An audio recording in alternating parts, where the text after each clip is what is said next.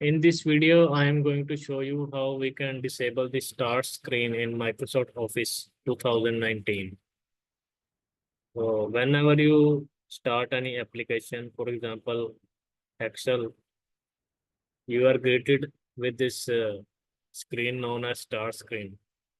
So if you are using 2010 Office or 2007, you might have noticed that you are not greeted with any start screen. The application opens with a new document or new workbook.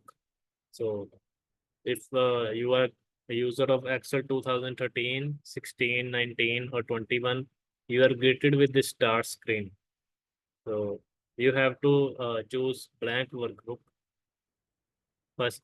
Then you can work with the application. So if you want to change this behavior, like Microsoft has made these changes in 2013 version. And if you want to do not want the start screen on startup, you can disable this option. You can go to file menu and then click on options and then move to the startup option. Here you will see show the start screen when this application start. So uncheck this box and click on OK. So now we have to restart this application. This starts with the new workbook.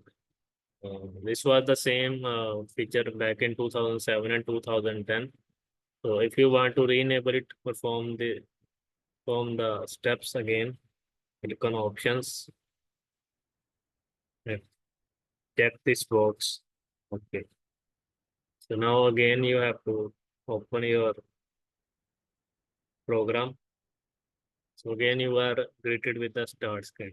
So in this way you can uh, disable or enable start screen in Microsoft Office 2019. Thanks for watching.